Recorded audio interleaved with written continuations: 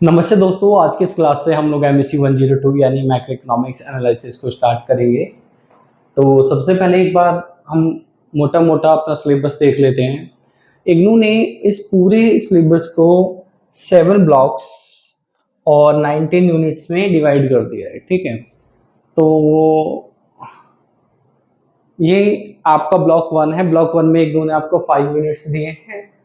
इसके बाद ब्लॉक 2 में 2 यूनिट है आपके, यूनिट 6, 7। ब्लॉक 3 में आपको यूनिट 8, 9, 10 पढ़ना है। ब्लॉक 4 में आपको यूनिट 11, 12 पढ़ना है। और ब्लॉक 5 में आपको पढ़ना है यूनिट 13, 14। ब्लॉक 6 में यूनिट 15, 16। ब्लॉक 17 में आपको यूनिट 18, 19 पढ़ना है। अब आगे बढ़ने से पहले ना हम लोग एक बार मोटा-मोटा हमारा क्वेश्चन पेपर का पैटर्न देख लेते हैं। तो आपका जो क्वेश्चन पेपर होगा उसमें 2 सेक्शन होंगे, एक सेक्शन ए होगा और एक आपका सेक्शन बी होगा। सेक्शन ए में क्वेश्चन का सीरियल नंबर होगा क्वेश्चन 1 से लेकर क्वेश्चन 4 तक, और सेक्शन बी में क्वेश्चन नंबर 5 से लेकर क्वेश्चन नंबर 11 तक होगा। कभी कभी एग्जाम में 11 क्वेश्चन आते हैं, कभी कभी एग्जाम में 12 क्वेश्चन आ जाते हैं। ये मैं आपको आपके जो एमए इकोनॉमिक्स के फर्स्ट ईयर में, सेकेंड ईयर में जितने भी सब्जेक्ट है मैं सभी का बता रहा हूँ। कभी पेपर में 11 क्वेश्चन आ जाते हैं, कभी पेपर में 12 क्वेश्चन आ जाते हैं, ठीक है। अब सेक्शन ए में हर एक क्वेश्चन के लिए आपको 20 मार्क्स यूनिवर्सिटी देगी, और यहाँ पे हर एक क्वेश्चन के लिए यूनिवर्सिटी आपको 12 मार्क्स देगी। इस सेक्शन में 4 क्वेश्चन हैं, आपको कोई 2 क्वेश्चन पिक करने। हर क्वेश्चन के लिए 20 मार्क्स हैं, तो कुल मिला के 40 मार्क्स का पेपर आपको यहाँ से पिक करना है। इस सेक्शन में से आपको कोई 5 क्वेश्चन पिक करने हैं। तो एक क्वेश्चन क्योंकि 12 मार्क्स का है तो कुल मिला के 60 मार्क्स आपके हो गए। इस तरह से आपको 100 मार्क्स का पेपर पिक करना है। तो अगर क्वेश्चन पेपर में 11 क्वेश्चन आते हैं तो आपको उसमें से 7 करने हैं, और अगर 12 क्वेश्चन आते हैं तो भी आपको 7 करने हैं। अब हम लोग स्टार्ट करेंगे हमारे यूनिट नंबर 1 से।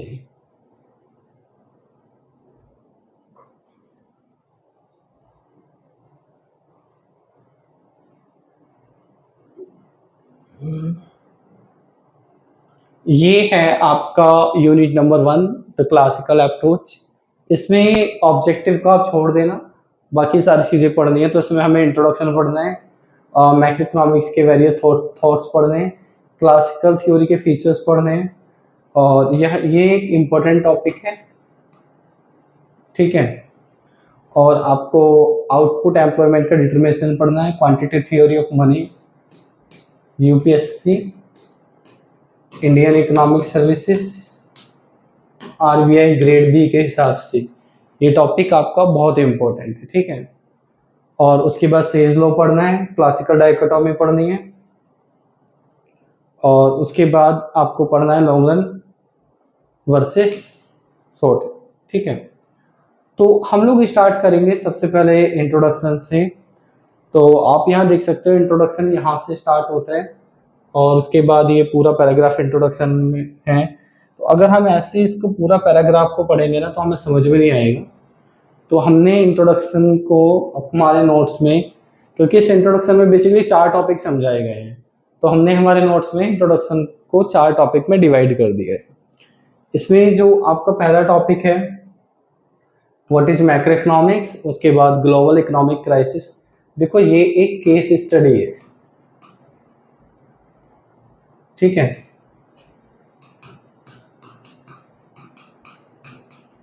और ये एमए, आपका जो एमए का एग्जाम होगा उसमें तो ये ही आएगा जो है, लेकिन जो आपका यूपीएससी का एग्जाम होगा है ना, यूपीएससी में सिविल सर्विस मेन और इंडियन इकोनॉमिक सर्विसेज, और आपका जो आरबीआई ग्रेड बी का एग्जाम होगा उसमें मैक्रो इकोनॉमिक्स का जो पोर्शन आता है उसमें केस स्टडी अपडेट हो गई है 2026 के लिए, क्योंकि 2026 में जो ईरान और अमेरिका का वॉर हुआ है ना, वो इस केस स्टडी में जुड़ गया है। तो आप अगर यूपीएससी, सिविल सर्विस और इंडियन इकोनॉमिक सर्विसेज या फिर आरबीआई ग्रेड बी की तैयारी कर रहे हो तो उसके हिसाब से हमने इसको नोट्स में अपडेट कर दिया, ठीक है। उसके बाद हम लोग पढ़ेंगे what is macro economic theory, उसके बाद मैक्रो इकोनॉमिक्स पे डिबेट। तो सबसे पहले हम लोग मैक्रो इकोनॉमिक्स से स्टार्ट करेंगे। ठीक है, आप में से बहुत से लोगों को पता होगा मैक्रो इकोनॉमिक्स क्या है, क्योंकि ज़्यादातर स्टूडेंट्स पहले स्कूल में और ग्रेजुएशन में मैक्रो इकोनॉमिक्स पढ़ चुके हैं, कुछ स्टूडेंट साइंस बैकग्राउंड से भी हैं। तो जिन्होंने इकोनॉमिक्स पढ़ी है पहले, वो जरा ध्यान से सुने। आपने जब स्कूल में इकोनॉमिक्स पढ़ी थी तो आपकी बुक पे लिखा होता था इंट्रोडक्टरी मैक्रो इकोनॉमिक्स। फिर आपने जब ग्रेजुएशन में पढ़ी तो उस पर लिखा होता था प्रिंसिपल ऑफ मैक्रो इकोनॉमिक्स। अब आपका ये जो मैक्रो इकोनॉमिक्स का सब्जेक्ट है, इस पर क्या लिखा हुआ है, मैक्रो इकोनॉमिक्स एनालिसिस। तो अब आपको मैक्रो इकोनॉमिक्स को पढ़ना नहीं है, आपको उसका एनालाइज करना है। तो जो टॉपिक आपने पहले ग्रेजुएशन में पढ़े थे उसमें से कुछ टॉपिक अब भी हैं, लेकिन वो उस तरह से नहीं है जिस तरीके से आपने स्कूल में पढ़े थे। उनको देखने का एनालिटिकल वे में देखने का नजरिया हमारा बदल गया है। अब कई बार क्या होता है, कुछ लोग ना, क्योंकि देखिए फाइनली आपको एमए इकोनॉमिक्स का एग्जाम देना आपका ऑब्जेक्टिव नहीं है, उसके बाद भी कुछ करना है। कुछ लोग जो यूपीएससी में इकोनॉमिक्स का पेपर लिख के आते हैं वो कहते हैं हमारे मार्क्स नहीं मिले, क्योंकि उन्हें लगता है कि हमने ना पहले तो पढ़ा हुआ है ग्रेजुएशन में, और एग्जैक्ट वो वही लिख के आ जाते हैं इंडियन इकोनॉमिक सर्विस के एग्जाम में या फिर सिविल सर्विस मेन में। आपको अब टॉपिक तो वही है, लेकिन चीजों को देखने का जो आपका नजरिया, वो नजरिया आपका बदल गया है, तो उसको अलग तरीके से देखना है। हम लोग स्टार्ट करते हैं मैक्रो इकोनॉमिक्स क्या है। मैं थोड़ा सा आपको समझा भी देता हूँ, क्योंकि कुछ हमारे पास साइंस के बैकग्राउंड भी है, साइंस बैकग्राउंड के स्टूडेंट्स भी हैं। तो देखिए मैक्रो इकोनॉमिक्स को समझने के लिए हम लोग सबसे पहले हमारे देश भारत की बात करते हैं थोड़ी सी, क्योंकि मैक्रो इकोनॉमिक्स का रिलेशन किससे होता है, पूरी इकोनॉमी से होता है, पूरे देश से होता है। आप सभी को पता होगा हमारा जो देश है इस समय एक भारी समस्या का सामना कर रहा है, जो कि है पॉपुलेशन की समस्या। ठीक है, क्योंकि हमारा देश इस समय चीन को भी पीछे छोड़ चुका है पॉपुलेशन के मामले में।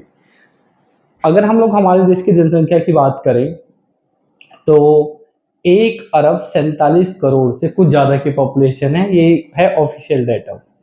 लेकिन अगर हम लोग एक्चुअल डाटा की बात करें, क्योंकि आपको पता है जब भी सेंसस होता है या सर्वे होता है, कोई भी रिसर्च होती है, उसमें कुछ एरर होती है। तो डेफिनेटली कुछ ऐसे भी लोग हमारे देश में रह रहे हैं, हर देश में ऐसा होता है जो कि सेंसस में काउंट नहीं होता है। ठीक, जो कि सेंसस में काउंट नहीं हो पाते हैं। तो अगर हम उस एरर को भी इंक्लूड करें, या तो मोटा मोटा आप ये समझ लो भारत में 1.5 अरब की जनसंख्या है। अब भारत के साथ एक जो विडंबना है, वो विडंबना ये है कि पूरी दुनिया में जितनी भी जनसंख्या है उसका 17.8% यानी 17.8% लोग पूरी दुनिया के हमारे देश में रहते हैं, जबकि पूरी दुनिया की जो जगह है, जो भूमि है, हमारे पास सिर्फ और सिर्फ इसका 2.42% है। इसका मतलब क्या है? इसका मतलब ये है कि हमारा देश भारत पूरी दुनिया के लगभग 2.5% जगह पर पूरी दुनिया के लगभग 18% लोगों को पाल रहा है। तो हमारा देश इस टाइम ओवर पॉपुलेटेड हो चुका है, और ये जो ओवर पॉपुलेशन है आने वाले समय में इतनी सारी समस्याएं उत्पन्न करेगी कि कोई भी सरकार उन समस्याओं को सॉल्व नहीं कर पाएगी, सारी पॉलिसीज फिर फेल हो जानी है। तो हमारे देश में सरकार का इस टाइम जो सबसे बड़ा कंसर्न होना चाहिए, या आप कह सकते हो इस टाइम हमारी भारत सरकार को सारे काम छोड़ के इमरजेंसी में एक 2 चाइल्ड पॉलिसी लानी चाहिए, जो कम से कम अगले 20 साल के लिए हो। जो सरकार भारत में 2 चाइल्ड पॉलिसी लाएगी वही सही मायने में राष्ट्रवादी गवर्नमेंट होगी। अब मैंने आपको ये तो बता दिया कि हमारा जो देश है वो ओवर पॉपुलेटेड हो चुका है। मैक्रो इकोनॉमिक्स में क्या होता है, जैसे हमारे देश में जितने भी लोग हैं, है ना, हम उन लोगों को एक साथ स्टडी करते हैं, उनकी कुछ प्रॉब्लम्स के बारे में। चीजों को ठीक तरीके से समझने के लिए फिलहाल हम पूरी पॉपुलेशन को छोड़ देते हैं। हम लोग एक छोटा सा एग्जांपल ले लेते हैं। मान लीजिए कि एक आम भारतीय परिवार है, ठीक है। तो एक हमारा जो आम भारतीय परिवार होता है उसके कुछ कंसर्न होते हैं। वो कंसर्न आपके भी हैं, वो कंसर्न मेरे हैं भी हैं। उन कंसर्न की वजह से ही मैं आपको पढ़ा रहा हूँ, और उन कंसर्न की वजह से ही आप यहाँ पे पढ़ रहे हो, है ना। तो कंसर्न क्या है समझते हैं। देखो, हर एक आम आदमी के, ये आम परिवार के 3 मेन कंसर्न होते हैं।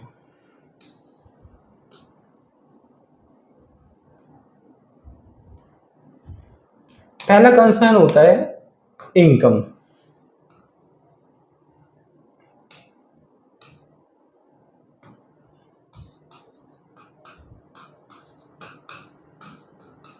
ठीक।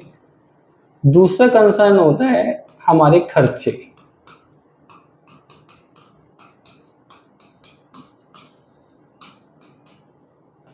तीसरा कंसर्न होता है बुढ़ापे के लिए हमारी सेविंग।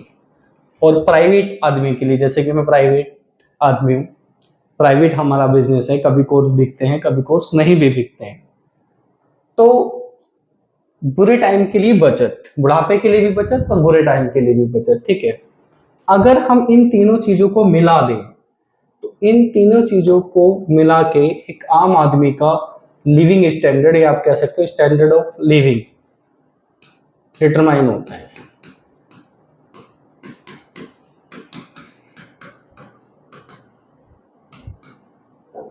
ठीक है। अब बीच बीच में क्या होता है, कुछ ऐसे सिचुएशन होते हैं जिनकी वजह से हमारा लिविंग स्टैंडर्ड बदल जाता है, उसमें चेंजेस हो जाते हैं, उस पर इम्पैक्ट पड़ता है। अब ये जो इम्पैक्ट है, ये इम्पैक्ट दो तरह का हो सकता है। ठीक है। एक इम्पैक्ट पॉजिटिव हो सकता है, तो पॉजिटिव इम्पैक्ट को फिलहाल अभी हम डिस्कस नहीं कर रहे हैं। दूसरा इम्पैक्ट हो सकता है नेगेटिव, यानी कुछ ऐसी चीजें होती हैं जो आपकी लाइफ पे, मेरी लाइफ पे, पूरे देश में रहने वाले लोगों के लाइफ पे नेगेटिव इम्पैक्ट डालती है। जैसे उसमें से मैं कुछ का एग्जांपल आपको दे रहा हूं। हम लोग मान लेते हैं फॉर एग्जांपल इन्फ्लेशन, मतलब अगर महंगाई होती है तो उसका आपके लाइफ पे, मेरी लाइफ पे, सभी के लाइफ पे नेगेटिव इम्पैक्ट पड़ेगा। लेकिन महंगाई का गरीब लोगों की लाइफ पे सबसे ज्यादा इम्पैक्ट पड़ता है। महंगाई का इम्पैक्ट मुकेश अंबानी की लाइफ पे भी पड़ेगा, ठीक है, पर उसकी लाइफ पे अलग तरीके से पड़ेगा, उतना नहीं पड़ेगा जितना इन गरीब लोगों की लाइफ पे ये इम्पैक्ट पड़ने वाला है। ठीक है। इसके अलावा अगर गवर्नमेंट टैक्स बढ़ा देती है, मान के चलते हैं, ठीक है, सरकार ने टैक्स बढ़ा दिया, इसका भी ज्यादातर लोगों की लाइफ पे नेगेटिव इम्पैक्ट पड़ता है। कभी कभी टैक्स बढ़ने का लोगों की लाइफ पे पॉजिटिव इम्पैक्ट भी पड़ता है, उसको हम बाद में फिस्कल पॉलिसी में पढ़ेंगे। ठीक है।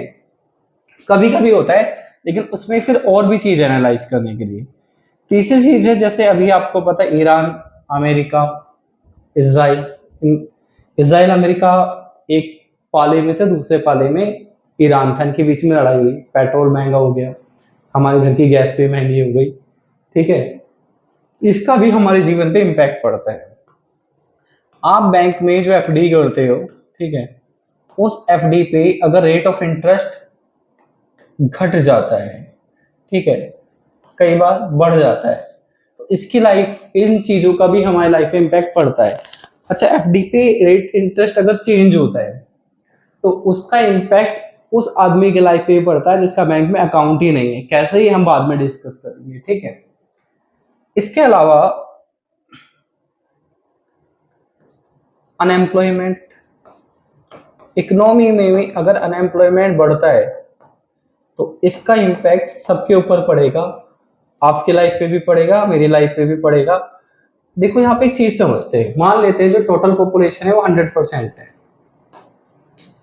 ठीक, इसमें से फॉर एग्जांपल हम मान लेते हैं 20% लोग अनएम्प्लॉयड है, तो 18% लोग एम्प्लॉयड हो गए। इन लोगों के अनएम्प्लॉयड होने का इम्पैक्ट इन एम्प्लॉयड लोगों पे भी पड़ेगा। ऐसा नहीं है कि अगर पूरी कंट्री के अंदर जो पॉपुलेशन है उसमें से 20% लोग अगर अनएम्प्लॉयड है तो उनका इम्पैक्ट सिर्फ उनकी लाइफ पे पड़ेगा, नहीं, उनका इम्पैक्ट पूरी सोसाइटी पे पड़ेगा। कैसे पड़ेगा ये चीजें हम लोग बाद में डिस्कस करेंगे, क्योंकि सारी चीजें भी डिस्कस नहीं कर पाएंगे। हर चीज के लिए अलग अलग चैप्टर बनाए गए हैं, अलग अलग आपके टॉपिक बनाए गए हैं इन सब चीजों के लिए। ठीक है। इसी तरह से अगर सरकार अपने खर्चे कम कर देती है, सरकार ने क्या करा, सरकार ने अपने खर्चे कम कर दिए, ठीक है, उसका भी हमारी लाइफ पे नेगेटिव इम्पैक्ट पड़ता है। हमारे देश में अगर गरीबी बढ़ेगी, ठीक है, सॉरी उल्टा, अगर गरीबी बढ़ेगी तो इस यानी पॉवर्टी बढ़ेगी, इसका भी हमारी लाइफ पे नेगेटिव इम्पैक्ट पड़ेगा, ठीक है। अब ये जो चीजें हैं, ये चीजें जो हमारी लाइफ पे, हम सबके लाइफ पे इम्पैक्ट डाल रही हैं, ठीक है, हम लोग इन चीजों को बोलते हैं macro economic variable.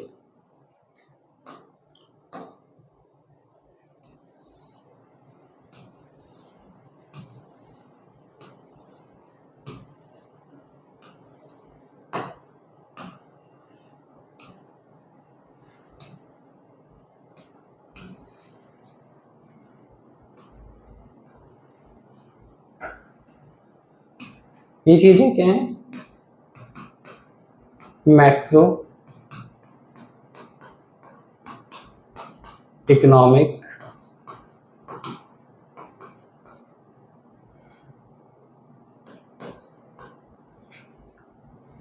Variables,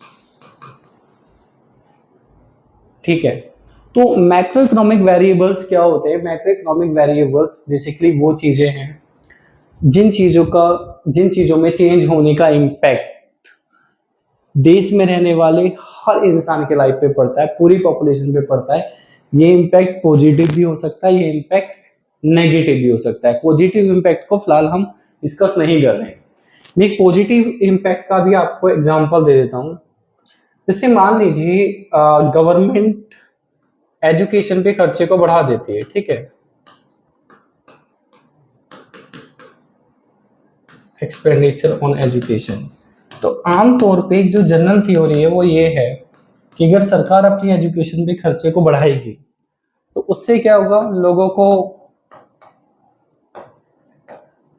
employment मिलेगा, एम्प्लॉयमेंट मिलेगा तो लोगों की इनकम बढ़ेगी, इनकम बढ़ेगी तो उनका जो लिविंग स्टैंडर्ड है वो इम्प्रूव होगा। ये एक जनरल थ्योरी है, बट भारत में ये एक इस टाइम कॉन्ट्राडिक्टरी चीज है, क्योंकि भारत में क्या हो रहा है, एजुकेटेड जो लोग हैं,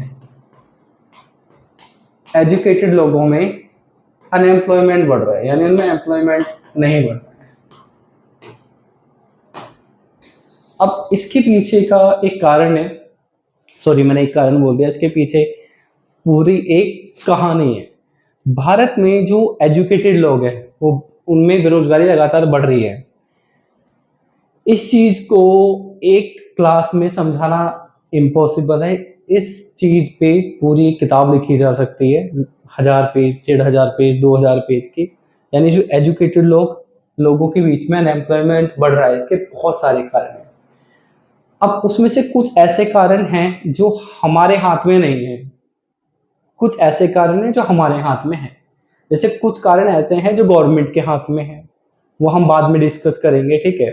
दूसरी बात यह है कि जो चीजें गवर्नमेंट के हाथ में हैं वो चीजें हो भी सकती हैं और वो चीजें नहीं भी हो सकती हैं, क्योंकि सरकार की जो जिम्मेदारियां हैं, सरकार वो सारी जिम्मेदारियां पूरी थोड़ी करती है। तो अगर हम कंप्लीटली गवर्नमेंट के भरोसे बैठ गए तो जो एजुकेटेड लोग हैं उन लोगों में अनएम्प्लॉयमेंट बढ़ेगा ही, बढ़ता रहेगा, चाहे कोई भी गवर्नमेंट आ जाए। अगर आप गवर्नमेंट पे कंप्लीटली डिपेंडेंट रहोगे, कंप्लीटली उन पे डिपेंड हो जाओगे, तो अनएम्प्लॉयमेंट बढ़ेगा ही बढ़ेगा। अब मेन कारण क्या है? मेन कारण है कि हम लोग ग्रेजुएट तो हो रहे हैं, जो भारत में यूनिवर्सिटीज हैं। अच्छा, इसमें खाली गलती यूनिवर्सिटीज की नहीं है, कुछ गलती हमारी भी है। लोग ग्रेजुएट हो रहे हैं, लेकिन ग्रेजुएट आदमी के अंदर, ग्रेजुएट स्टूडेंट के अंदर जो स्किल्स होने चाहिए वो स्किल्स नहीं है। दूसरी बात है कि जब हम लोग पढ़ाई करते हैं, हम लोग हायर एजुकेशन लेते हैं, तो एजुकेशन लेने से पहले हम लोग मार्केट में रिसर्च नहीं करते हैं कि एम्प्लॉयमेंट के लिए किन चीज़ों की, किन स्किल्स की ज़रूरत है। अब भारत में हो क्या रहा है, आप देखोगे बहुत सारे लोग बीटेक करके बैठे हुए हैं, लेकिन उनमें इंजीनियरिंग की स्किल्स नहीं है, ठीक है। इसका एक एग्जाम्पल ये भी है, मैं कॉमर्स बैकग्राउंड से बिलोंग करता हूँ। 11 12th क्लास में कॉमर्स में मैं सीबीएसई बोर्ड की अगर बात करूं, अकाउंटेंसी पढ़ाई जाती है। उसके बाद अगर हम बीकॉम करते हैं दिल्ली यूनिवर्सिटी से या किसी भी यूनिवर्सिटी से, तो उसमें भी अकाउंटेंसी पढ़ाई जाती है। लेकिन अगर हम लोग एक बीकॉम पास आउट स्टूडेंट से कहें कि आप किसी कंपनी के अकाउंट मेंटेन कर दो, तो वो नहीं कर पाएगा। उसको टैक्स भी पढ़ाया गया, अगर हम लोग कहें रिटर्न फाइल कर दे तो वो रिटर्न फाइल भी नहीं कर पाएगा। ये सारी चीजें करने के लिए उसको एक सी का कोर्स अलग से करना पड़ेगा।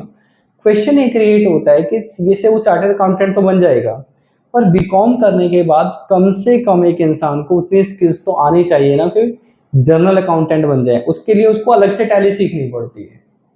तो बेरोजगारी का एक तो कारण ये है। दूसरा कारण ये है कि हम लोग सीरियसली पढ़ाई भी नहीं करते हैं। जो लोग सीरियसली पढ़ाई करते हैं ना, वो लंबे समय तक बेरोजगार नहीं है। या जो पढ़ाई नहीं करते हैं वो कुछ और काम सीख लें, बिजनेस कैसे करना है ये सीख लें, कुछ ना कुछ चीज तो सीखनी ही पड़ेगी। हो क्या रहा है, सब जुगाड़ चल रहा है। हमने फॉर्म भरा, इंपॉर्टेंट क्वेश्चन करे, पेपर में जिस तरह से पास हो गए, डिग्री ले ली, और फिर हम चिल्ला रहे हैं कि बेरोजगारी बेरोजगारी है बेरोजगारी है। अब जो लोग बेरोजगार हैं उसमें से ज्यादातर लोगों की गलती बेरोजगार होने में वो खुद है। अब जो लोग बेरोजगार हैं वो एक बार खुद से बचपन से लेके अभी तक फ्लैशबैक में जाओ और ये देखो कि उन्होंने सही मायने में अभी तक कितनी पढ़ाई करी है।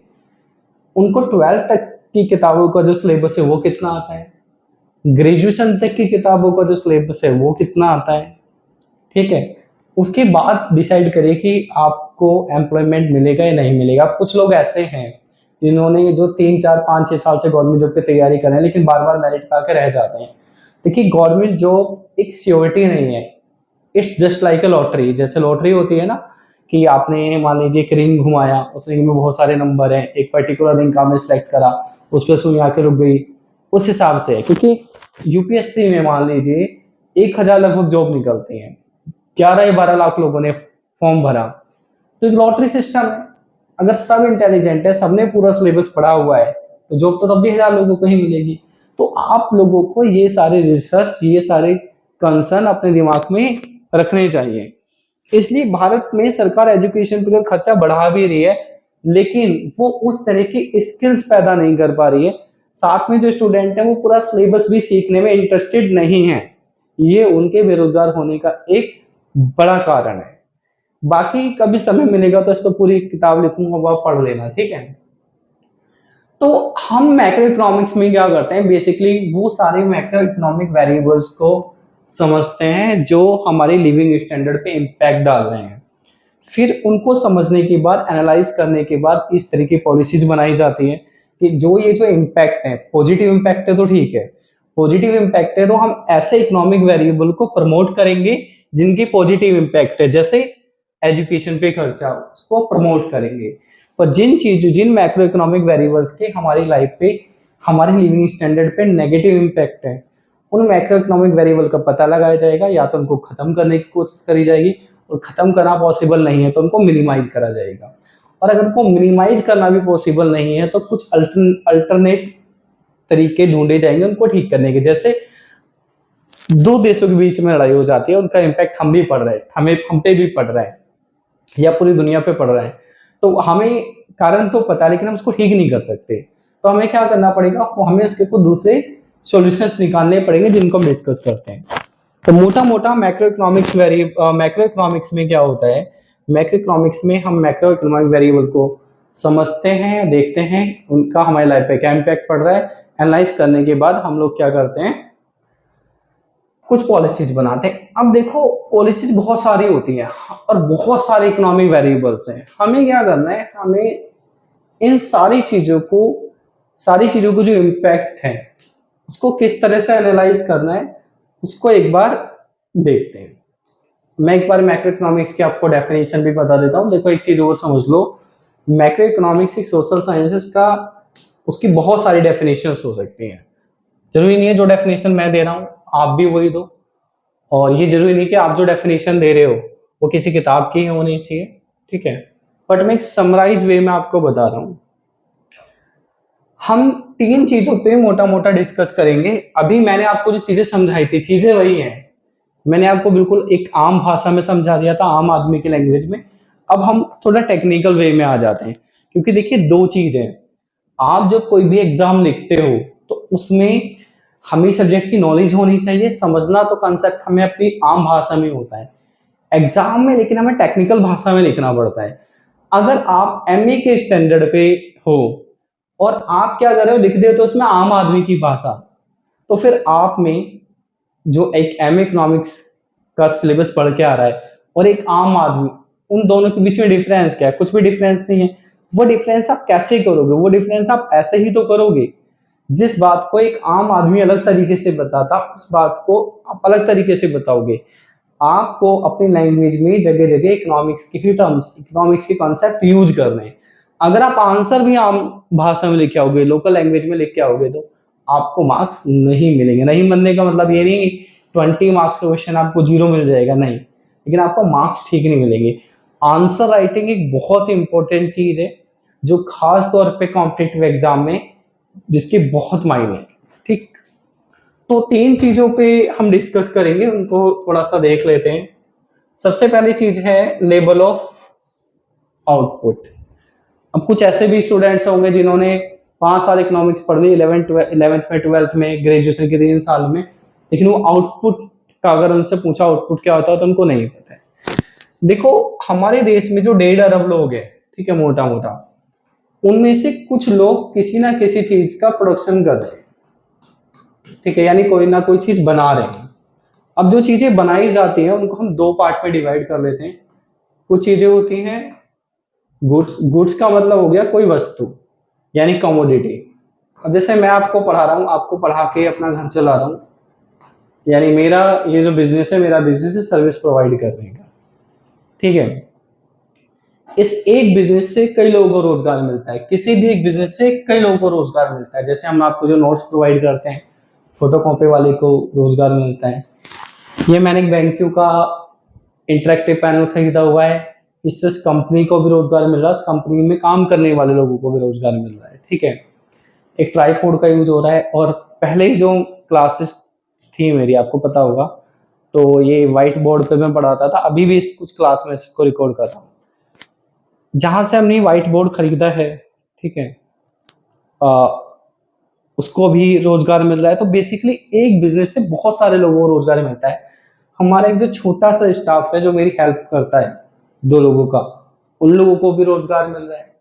तो लेवल ऑफ आउटपुट का मतलब क्या होता है? जो भी लोग कुछ प्रोडक्शन कर रहे हैं उसमें से कुछ चीज कमोडिटी बनाते हैं, कुछ लोग सर्विसेज बनाते हैं, ठीक है। अब 1 साल के अंदर, जब हम 1 साल की बात करते हैं तो हम लोग इकोनॉमिक्स में, हमारे 1 साल का मतलब होता है फाइनेंशियल ईयर से, ठीक है। अब ये फाइनेंशियल ईयर की अगर हम लोग बात करें तो अलग अलग कंट्री में अलग अलग तरह से होता है। हमारे भारत में ये 1 अप्रैल को स्टार्ट होता है और 31 मार्च तक चलता है। अभी हमारा फाइनेंशियल ईयर 1 अप्रैल 2026 को स्टार्ट हो गया था और ये 31 अप्रैल 2027 तक चलेगा। 1 अप्रैल से हमारे देश में नया बजट लागू हो जाता है। बाहर के देशों में आमतौर पे 1 जनवरी से स्टार्ट होता है और आपका 31 दिसंबर तक फाइनेंशियल ईयर चलता है। तो इसे हम फाइनेंशियल ईयर भी बोलते हैं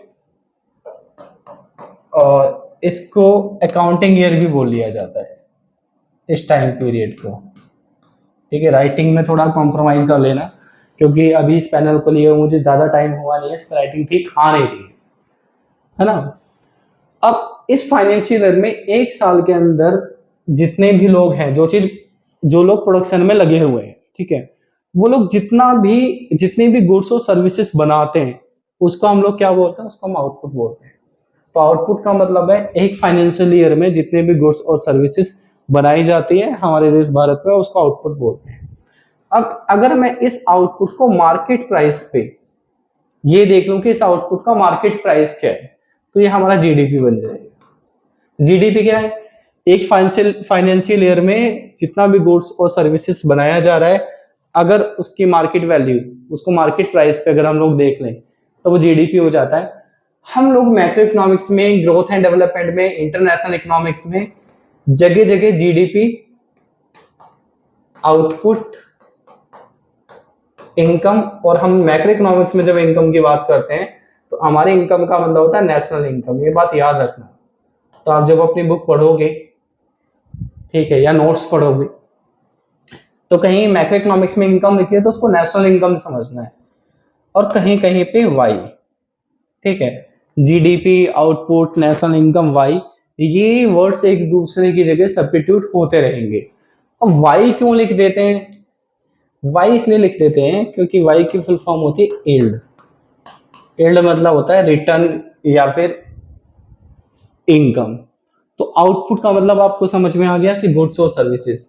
अब मैं अगर किसी एक आदमी से पूछूं कि हमारे देश में हमें कितने गुड्स, कमोडिटीज और कितनी सर्विसेज बनाने चाहिए, तो वो कहेगा कि जितना ज्यादा आउटपुट बने उतना ज्यादा ठीक है, क्योंकि जितना ज्यादा सामान बनेगा उतना ज्यादा सामान बेचा जाएगा, जितना ज्यादा सामान बेचा जाएगा उतना ज्यादा पैसा आएगा, जितना ज्यादा पैसा आएगा उतना लिविंग स्टैंडर्ड इंप्रूव होगा। लेकिन ये बात ठीक नहीं है। देखिए, अगर किसी देश में आउटपुट जरूरत से ज्यादा बन जाए, जरूरत से ज्यादा का मतलब है एक लेवल से ज्यादा बन जाए, ठीक है, तो इकोनॉमी के अंदर बिजनेस, जिसको हम लोग इकोनॉमिक साइकिल भी बोलते हैं, बिजनेस साइकिल या फिर इकोनॉमिक साइकिल के सिचुएशन क्रिएट होंगे। बिजनेस साइकिल पे आपका अलग से यूनिट है, हम वहां पे इसको डिटेल में समझेंगे। फिलहाल आप ये समझ लो कि बिजनेस साइकिल एक इकोनॉमी के लिए अच्छी सिचुएशन नहीं होती है। तो आउटपुट कितना होना चाहिए? आउटपुट जरूरत से ज्यादा नहीं होना चाहिए, जरूरत से कम नहीं होना चाहिए, इक्विलिब्रियम लेवल पे होना चाहिए। अब इक्विलिब्रियम लेवल का मतलब क्या होता है? इक्विलिब्रियम का लेवल का मतलब ये होता है जिस आउटपुट के लेवल पर इकोनॉमी के अंदर फुल एम्प्लॉयमेंट की सिचुएशन अचीव हो जाए, यानी जिस पॉइंट पे फुल एम्प्लॉयमेंट मिल जाए, उस सिचुएशन को हम इक्विलिब्रियम लेवल ऑफ आउटपुट कहते हैं। कहने का मतलब यह है किसी भी इकोनॉमी के अंदर उतना ही सामान बनना चाहिए जितना सामान बनने पे फुल एम्प्लॉयमेंट की सिचुएशन क्रिएट हो जाए। अब फुल एम्प्लॉयमेंट की सिचुएशन क्या होती है? फुल एम्प्लॉयमेंट की सिचुएशन का मतलब होता है इकोनॉमी के अंदर जो करंट वेज रेट है, करंट वेज रेट पे हर उस आदमी को काम मिल रहा है जो करंट वेज रेट पे काम करने के लिए तैयार है। तो आप बस कह सकते हैं full employment is a situation in which every worker is getting job at current wage rate. Her worker को करंट वेज रेट पे काम मिल रहा है। अब करंट वेज रेट का मतलब क्या होता है? करंट वेज रेट का मतलब ये होता है, इसे आप करंट वेज रेट भी बोल सकते हो, आप इसको मार्केट वेज रेट भी बोल सकते हो। इसको डिटरमाइन करने का तरीका ये होता है, फॉर एग्जांपल ये हॉरिजॉन्टल एक्सिस है और ये हमारा वर्टिकल एक्सिस है, ठीक, और हम लोग ये मान लेते हैं ये हमारी लेबर की डिमांड कर्व है और ये आपका लेबर के लिए सप्लाई कर्व है। जिस पॉइंट पे लेबर की डिमांड और सप्लाई एक दूसरे के इक्वल है, मतलब एक दूसरे को इंटरसेक्ट करती हैं, वो लेबर मार्केट में इक्विलिब्रियम लेवल हो गया, ठीक है। यहाँ पे हम वेज रेट को दिखा देते हैं, यहाँ पे लेबर सप्लाई को दिखा देते हैं, और हम लोग ये मान लेते हैं फॉर एग्जांपल ये है 25,000 पर मंथ। तो डिमांड सप्लाई के हिसाब से जो सैलरी निकल के आ रही है वो आ रही है 25,000 रुपये महीना, है ना। अब हर वो आदमी जो 25,000 रुपये महीने पे काम करने को तैयार है, अगर उन सब लोगों को काम मिल जाता है तो हम कहेंगे फुल एम्प्लॉयमेंट की सिचुएशन है ना। अब एक आदमी है वो ये कह रहा है कि भाई करंट वेज है तो मान लीजिए 25,000 रुपये है। अब उसने एक ये कहा कि भाई मैं काम तब करूंगा जब मुझे 5 लाख रुपए महीने की सैलरी मिल जाएगी, क्योंकि मेरे तो खर्चे बहुत ज्यादा है ना। ऐसे ऐसे लोग भी मिल जाए आपको, आपके आसपास मिल जाएंगे। या फिर एक व्यक्ति ये कहता है कि भाई मैं या तो सिविल सर्वेंट बनूंगा, मेरा यूपीएससी निकलेगा तो मैं काम करूंगा, अदरवाइज मैं काम नहीं करूंगा। एक आदमी कहता है भाई मैं तो दिल्ली पुलिस में कांस्टेबल बनूंगा, मुझे कांस्टेबल की नौकरी मिलेगी तो मैं करूंगा, अदरवाइज मैं नौकरी नहीं करूंगा। तो इन लोगों को हम बेरोजगार नहीं मानेंगे। ये अपनी मर्जी से बेरोजगार है, अपनी मर्जी से पूरा देश बेरोजगार हो जाए, इसकी गवर्नमेंट की जिम्मेदारी नहीं है, ना इनकी किसी पॉलिसी मेकर की जिम्मेदारी है। पॉलिसी मेकर की जिम्मेदारी है जो करंट वेज रेट पे काम करने के लिए तैयार है, वो इनके लिए पॉलिसी बनाएंगे।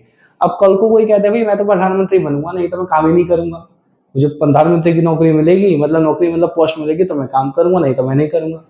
तो ये तो आपका जीवन है, आप अपने तरीके से जीते रहो। हमारे लिए फुल एम्प्लॉयमेंट का मतलब ये है कि करंट वेज रेट पे जो व्यक्ति अगर कोई काम करने को तैयार है तो सबको काम मिलना चाहिए, ठीक। इसके बाद हम लोग बात करते हैं इक्विलिब्रियम प्राइस का। तो इकोनॉमी के अंदर जो प्राइस है वो भी इक्विलिब्रियम प्राइस होना चाहिए। इक्विलिब्रियम प्राइस का मतलब होता है जिस पॉइंट पे डिमांड और सप्लाई इकोनॉमी के अंदर एक दूसरे के इक्वल हो जाता है, क्योंकि अगर प्राइस बढ़ता है तो प्राइस बढ़ने से गरीब आदमी की लाइफ पे बहुत इम्पैक्ट पड़ता है ना। इसके बाद है equilibrium level, equilibrium employment are determined. Macro economic में हमें क्या करना होता है, मैक्रो इकोनॉमिक्स में हम इक्विलिब्रियम लेवल ऑफ एम्प्लॉयमेंट को डिटरमाइन करते हैं। तो मोटे तौर पे तो मैंने आपको बता दिया ये ऐसे निकलता है, लेकिन इसके पीछे भी बहुत टेक्निकलिटीज है जिसको हम आने वाले चैप्टर्स में सीखेंगे। तो ये चीजें क्लियर हो गई है। अब मेरे हिसाब से मैंने आपको पूरा बैकग्राउंड मोटा मोटा सा समझा दिया है। तो मैक्रो इकोनॉमिक्स की डेफिनेशन आप समझ सकते हो, आप खुद से भी बना सकते हो। वैसे तो देखो मैक्रो इकोनॉमिक्स की सही डेफिनेशन ना स्टूडेंट पूरा सिलेबस सीखने के बाद समझ पाता है, क्योंकि डेफिनेशन के अंदर किसी चीज को हम समराइज करके लिखते हैं। अब किसी चीज की समरी हम जब ज्यादा अच्छे से बना सकते हैं जब पूरी चीज को समझ लें। और दूसरी बात है कि इकोनॉमिक्स एक सोशल साइंस है, तो सोशल साइंस में कोई एक ना यूनिवर्सल डेफिनेशन नहीं हो सकती है। आप भी कोई डेफिनेशन बना सकते हैं, मैंने एक डेफिनेशन दे दिया आपको, अलग अलग बुक्स में अलग अलग डेफिनेशन मिल जाएगी।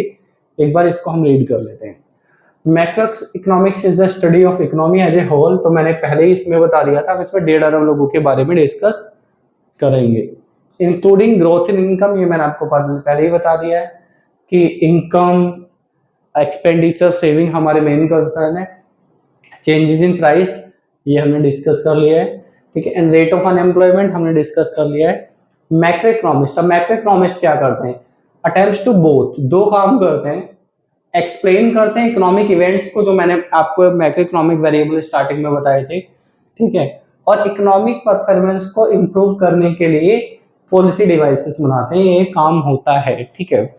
सरकार के लिए जो इकोनॉमिस्ट काम करते हैं वो इंडियन इकोनॉमिक सर्विस का एग्जाम जो कि यूपीएससी कंडक्ट करती है, जिसकी एलिजिबिलिटी होती है एमए इन इकोनॉमिक्स, ठीक है।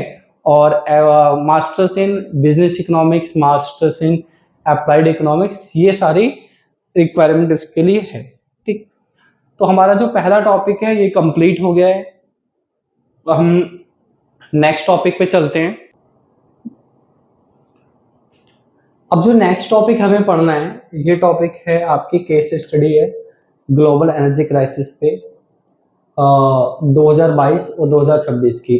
आपके इग्नू के सिलेबस में 2022 तक ही है, क्योंकि ये मैक्रो इकोनॉमिक्स का जो वीडियो मैं ये यूट्यूब पर डाल रहा हूँ जो आप देख रहे हो, ये फुल कोर्स की वीडियो है। और ये कोर्स हमने यूपीएससी सिविल सर्विस में इंडियन इकोनॉमिक सर्विसेज और आरपीआई ग्रेड बी को ध्यान में रखी क्योंकि बनाया है। तो मैंने इसको अपडेट भी कर दिया क्योंकि यूपीएससी में और आरपीआई ग्रेड बी में ये 2026 वाला भी इसमें पूछा जाएगा। एक तो क्योंकि ये ना करंट आपकी मैक्रो इकोनॉमिक्स का पार्ट भी हो गया है, क्योंकि ना एग्जाम में आपकी करंट मैक्रो इकोनॉमिक्स भी आती है ना। तो इसमें हमें 3 चीजें पढ़नी है। आप आपके इग्नू के सिलेबस में देखोगे तो उन्होंने इस केस स्टडी को बहुत थोड़ा सा समझाया है, बट ये वाला जो कोर्स है सिर्फ इग्नू के एग्जाम को ध्यान में रख के नहीं बनाया गया है। इस कोर्स में एमए इकोनॉमिक्स का जो इग्नू का एग्जाम है, उसके अलावा ये एग्जाम और आपका जो नेट जेआरएफ का एग्जाम है, ठीक है, और जो स्टेट लेवल पे हमारा सेट का एग्जाम होता है, इन सबको ध्यान में रख के बनाया गया है, ठीक है। तो 3 चीजें हमें पढ़नी है, एक एक करके हम लोग डिस्कस करेंगे। सबसे पहली बात है कि व्हाट इज एनर्जी क्राइसिस। तो यहाँ मैंने एनर्जी क्राइसिस का मतलब दिया हुआ नहीं है, वो आपको नोट्स में मिल जाएगा, ठीक है। देखो ग्लोबल एनर्जी क्राइसिस क्या होता है, जितनी भी तरह का फ्यूल या फिर एनर्जी होती है, ठीक है, जिसमें आपकी इलेक्ट्रिसिटी आ गई है, पेट्रोल आ गया, डीजल आ गया, एलपीजी गैस आ गई है, अगर दो ट्रेंड्स हमें देखने के लिए मिलते हैं। पहला ट्रेंड से एनर्जी की शॉर्टेज होती है। देखो एक चीज आपको समझनी है, अगर पेट्रोल की शॉर्टेज होगी तो इलेक्ट्रिसिटी की शॉर्टेज भी हो जाएगी। क्या? अगर पेट्रोल की शॉर्टेज होगी तो इलेक्ट्रिसिटी की शॉर्टेज भी हो जाएगी। कैसे समझते हैं? जैसे अभी क्या हुआ था रिसेंट में, आपने देखा ईरान अमेरिका और आपकी इजराइल वाली जो लड़ाई हो रही थी, उसकी टाइम पे क्योंकि पेट्रोल और जो गैस है उसकी सप्लाई में डिस्टरबेंस क्रिएट हो गया था, तो उसकी वजह से लोगों ने घर में, क्योंकि सिलेंडर आपको मिल नहीं रहा था, तो लोगों ने घर में इंडक्शन जलाना स्टार्ट कर दिया था। तो जो गैस की डिमांड थी वो शिफ्ट किस पे कर गई? इलेक्ट्रिसिटी पे। इलेक्ट्रिसिटी पे अगर डिमांड शिफ्ट करेगी तो इलेक्ट्रिसिटी की भी शॉर्टेज क्रिएट हो जाएगी। और इसका इम्पैक्ट ये भी हुआ था कि कई देशों में, अगर आप लोग उस टाइम पे न्यूज के टच में हो, कई देशों में गवर्नमेंट ने कह दिया था कि आपको अपने जो ऑफिस हैं वो हफ्ते में 3 दिन ही खोलने। क्यों? क्योंकि उससे इलेक्ट्रिसिटी कंज्यूम हो रही है। गवर्नमेंट ने ये भी कहा था कि एसी आप कम कंज्यूम करो। क्यों? क्योंकि लोग इलेक्ट्रिसिटी बाद में, अगर मान लीजिए सप्लाई लगातार इस तरह से डिस्टर्ब रही तो फिर हमें क्या होगा, इन फ्यूचर इलेक्ट्रिसिटी की सप्लाई की शॉर्टेज भी होगी, डिमांड वहां शिफ्ट कर जाएगी। लोगों ने पेट्रोल के व्हीकल की जगह लोग जो इलेक्ट्रिसिटी व्हीकल है उसको खरीदने लगेंगे। तो इस तरह से जो एनर्जी की शॉर्टेज है ना, वो एक एनर्जी की शॉर्टेज दूसरी एनर्जी के सोर्सेज पे भी इम्पैक्ट डालती है। दूसरी चीज है कि अगर इनका प्राइस बढ़ जाए, तो अगर दो ट्रेंड्स आपको देखने को मिलते हैं, शॉर्टेज होगा तो प्राइस ऑब्वियस सी बात है बढ़ जाएगा। इस सिचुएशन को हम लोग बोलते हैं ग्लोबल एनर्जी क्राइसिस। डन। अब आगे चलते हैं।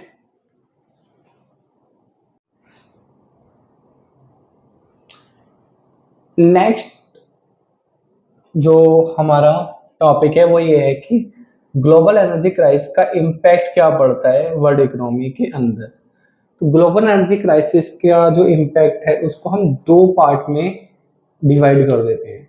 तो हमारी जो ग्लोबल इकोनॉमी है उस ग्लोबल इकोनॉमी को आप दो पार्ट में डिवाइड कर दीजिए, ठीक है। दो पार्ट कौन कौन से हैं? एक तो वो कंट्री जो पेट्रोल का एक्सपोर्ट करती है। एक कौन सी कंट्री हो गई है जो पेट्रोल का एक्सपोर्ट करती हैं, ठीक।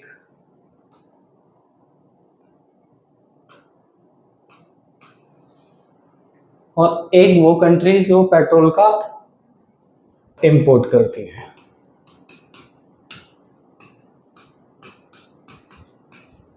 एक्सपोर्टिंग कंट्रीज, ठीक है। दूसरा इंपोर्टिंग कंट्रीज। अब जो एक्सपोर्टिंग कंट्रीज है ना, इनकी तो समझ लो आप लॉटरी लग जाती है। कैसे? डॉलर का, सॉरी, पेट्रोल का प्राइस क्योंकि एक्चुअली डॉलर में डिटरमाइन होता है, तो इनके यहाँ पे क्या होगा, डॉलर का इनफ्लो होगा। अब पहले से ज्यादा डॉलर आएगा,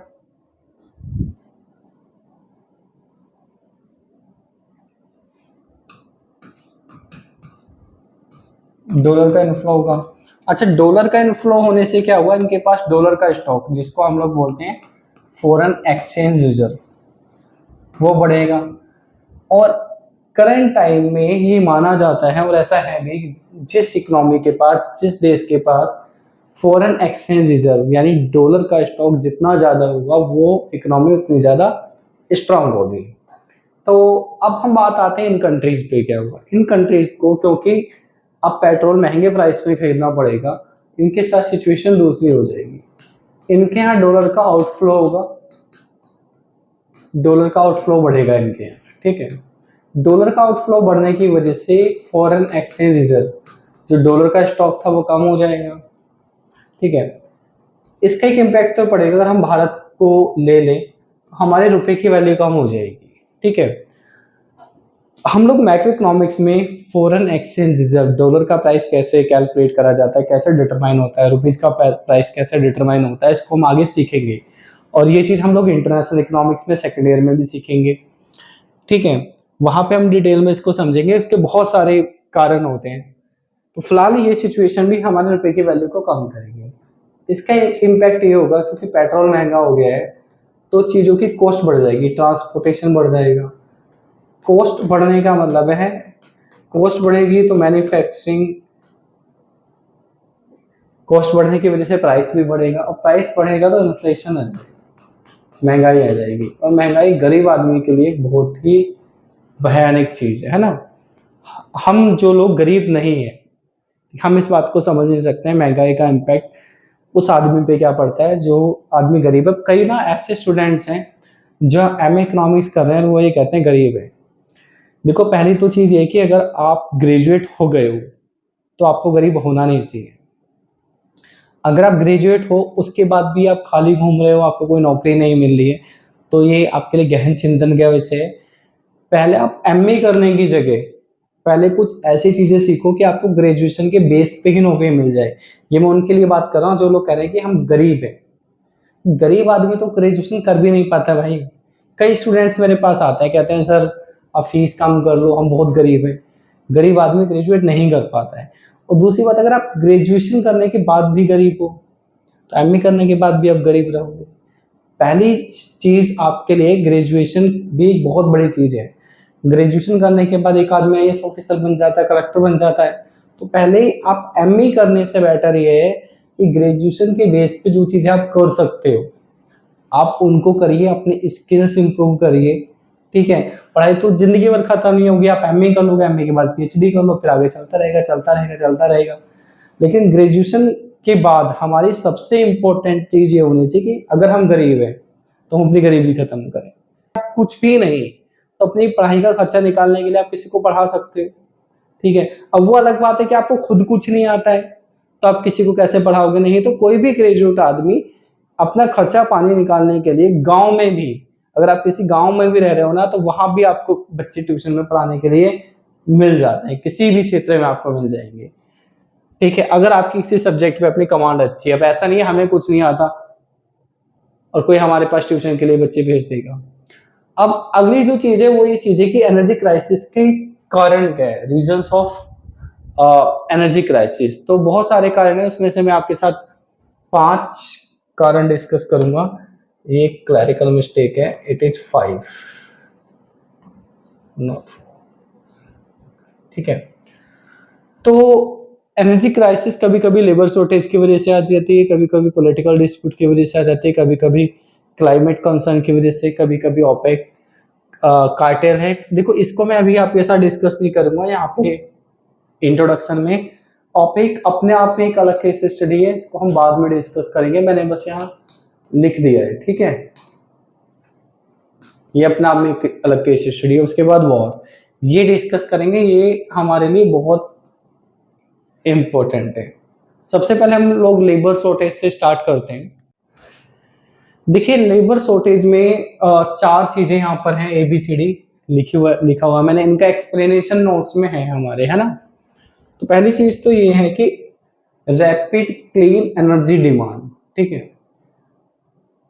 अगर डिमांड हमारी सप्लाई से ज्यादा है, ठीक है, उस सिचुएशन में लेबर की शॉर्टेज हो जाएगी। जैसे और लेबर की अगर शॉर्टेज हो जाती है तो उस सिचुएशन में क्या होगा, डिमांड ऑलरेडी ज्यादा है, प्राइस बढ़ जाएगा, एनर्जी क्राइसिस आ जाएगा।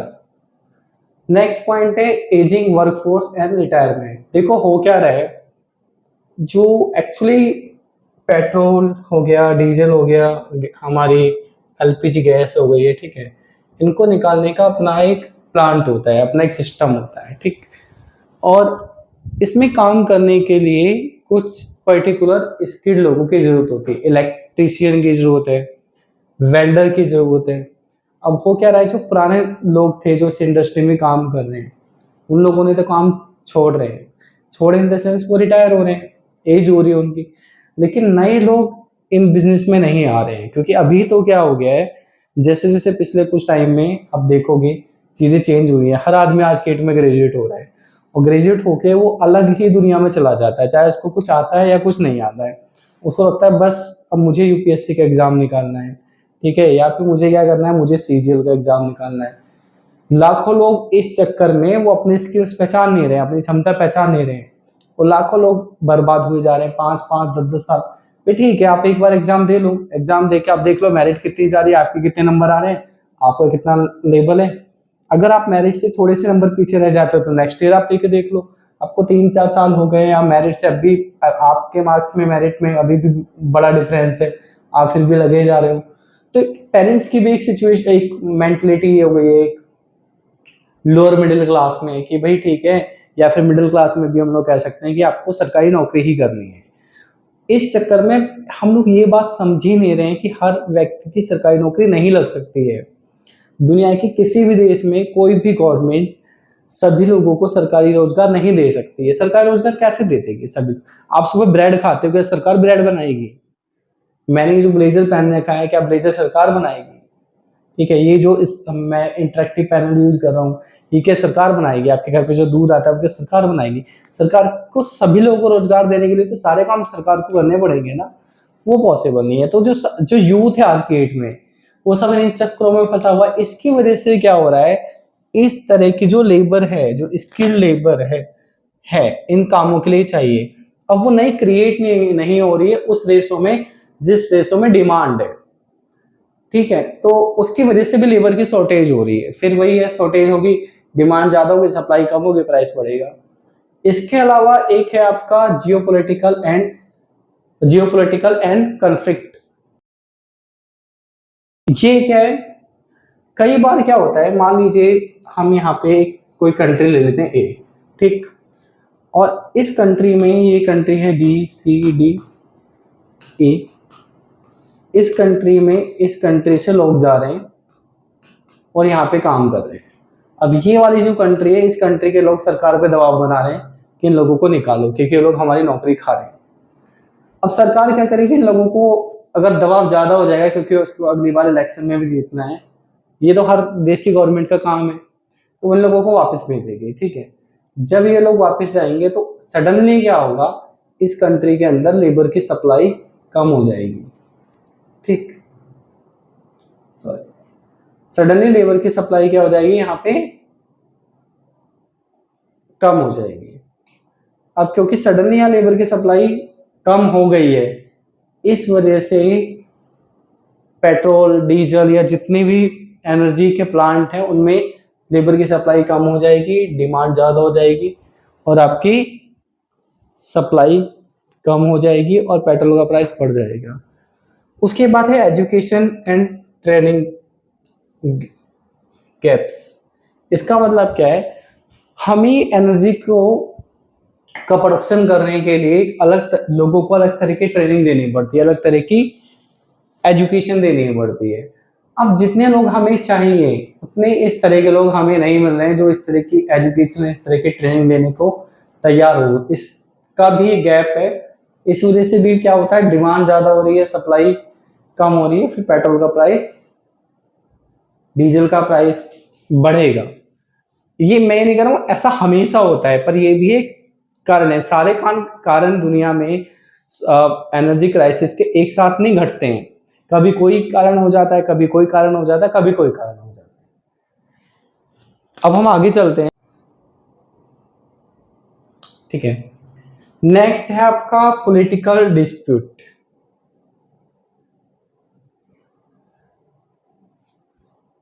पॉलिटिकल डिस्प्यूट एक बहुत ही इंपॉर्टेंट और बहुत ही सेंसिटिव मुद्दा है।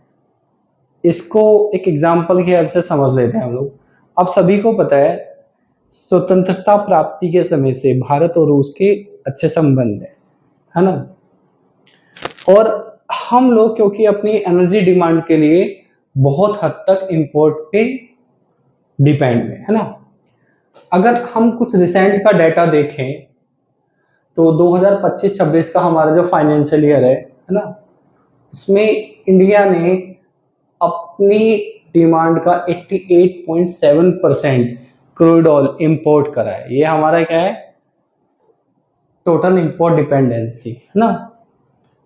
एलपीजी गैस हमने कितनी करी है अपनी टोटल डिमांड की, 6%। एलएनजी गैस अपनी डिमांड की 45%। हम जो क्रूड ऑयल का इंपोर्ट करते हैं उसमें 3 बड़ी कंट्री हैं, रसिया, इराक, सऊदी अरेबिया। हमारा 38 to 40% क्रूड ऑयल का इंपोर्ट रसिया से होता है, इराक से 19% होता है, सऊदी अरेबिया से 11 to 16% होता है। अब मान लीजिए ईश्वर ना करे कभी ऐसा हो, पर रूस और हमारे पॉलिटिकल डिस्प्यूट हो जाते हैं, है ना, तो हमारी ये वाली जो सप्लाई है ये तो अफेक्टेड हो जाएगी। तो हमारे यहाँ पे क्या होगा, हमारे यहाँ पे इसकी वजह से एनर्जी की शॉर्टेज आ जाएगी। ठीक, आई थिंक आपको बात समझ में आ गई होगी। अब हम नेक्स्ट पॉइंट पे चलते हैं। नेक्स्ट पॉइंट है हमारा क्लाइमेट कंसर्न, और मेरे हिसाब से इस टाइम पूरी दुनिया के लिए सबसे इम्पोर्टेंट कंसर्न होना चाहिए क्लाइमेट कंसर्न। ठीक है, एक्चुअली हुआ क्या है, पिछले कुछ समय में जैसे भारत में ग्रोथ हुई है ना, इकोनॉमिक ग्रोथ हुई है, और दुनिया के बाकी देशों में भी इकोनॉमिक ग्रोथ हुई है। तो इकोनॉमिक ग्रोथ का एक बड़ा साइड इफेक्ट ये आया कि मनुष्य बन गया उपभोक्ता। अब मनुष्य मनुष्य नहीं रहा है, वो उपभोक्ता हो गया है। उसके दिमाग में सिर्फ एक ये चीज चलती है कि अगर मैं किसी चीज को अफोर्ड कर सकता हूँ तो मेरे घर पे होनी चाहिए। वो किसी भी चीज का ऐड देखेगा, किसी भी चीज का प्रमोशन देखेगा, तो उसके अंदर एक अलग सी आप कह सकते हो सिचुएशन क्रिएट हो जाएगी, और अलग से उसके दिमाग में बार बार पिन चलती रहेगी, पिन लगती रहेगी कि मुझे चीज खरीदनी है, मुझे चीज खरीदनी है, मुझे ये चीज खरीदनी है। और जब तक मनुष्य उस चीज को नहीं खरीदेगा, मनुष्य नहीं, बेसिकली वो उपभोक्ता हो गया है, वो चैन की सांस नहीं लेगा, है ना।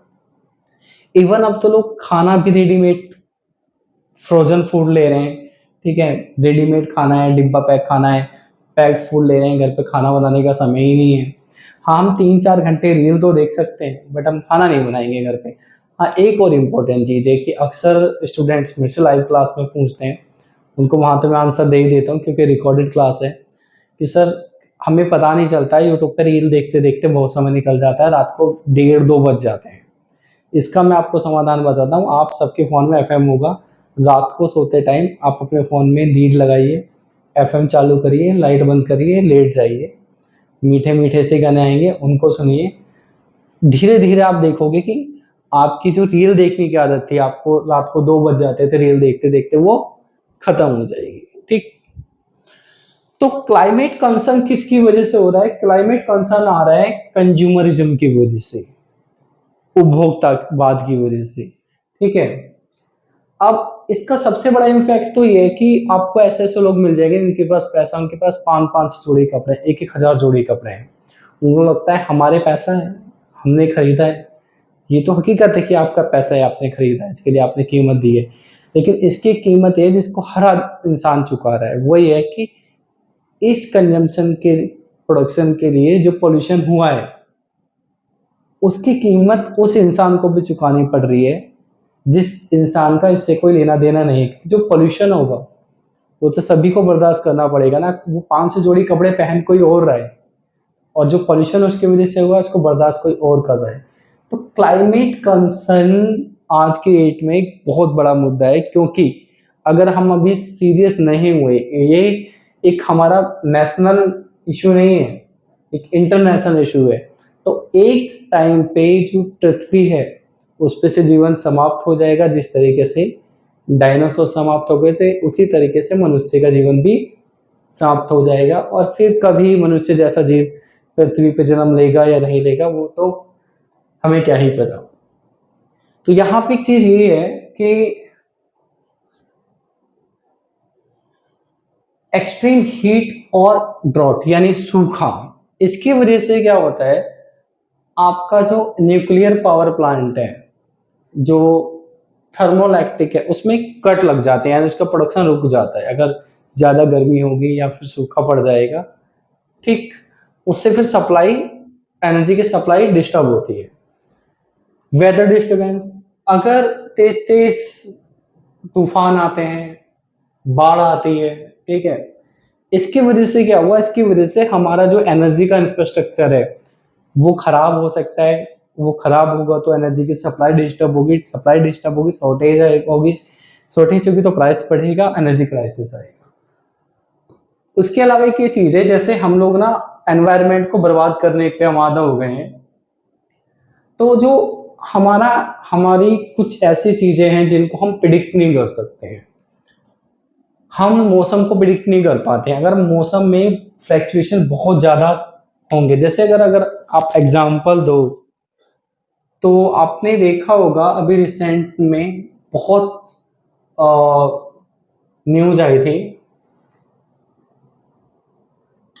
आप ये देखिए जरा,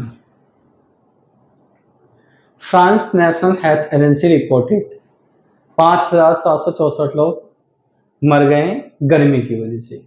किसकी वजह से? गर्मी की वजह से। ठीक है, ऐसा क्यों हुआ? ऐसा ही हो कि वहां पे अक्सर क्योंकि ठंड पड़ती है तो लोग घर बनाते हैं ठंड से बचने के लिए, जिसमें पंखा बहुत कम घरों में होता है, एसी नहीं होता है, घर में खिड़कियां भी इस हिसाब से बनाई जाती है कि ज्यादा हवा घर में ना आए। और क्योंकि मनुष्य अब उसको ऐसा लगता है कि ये पूरी पृथ्वी है, मेरे कंजम्पशन के लिए बनी हुई है, मैं किसी भी तरीके से इसको कंज्यूम करूं, और अपने स्वार्थ के लिए वो उसको बहुत बेकार तरीके से कंज्यूम कर रहा है। तो उससे हुआ क्या है, वहां पे गर्मी बहुत ज्यादा बढ़ गई है, 40 डिग्री टेम्परेचर वहां पे हो गया है। और हमारे लिए तो 40 डिग्री टेम्परेचर आम है भारत के लोगों के लिए, क्योंकि हमारे यहाँ पे मोटे तौर पे जो जलवायु है वो गर्म जलवायु है ना।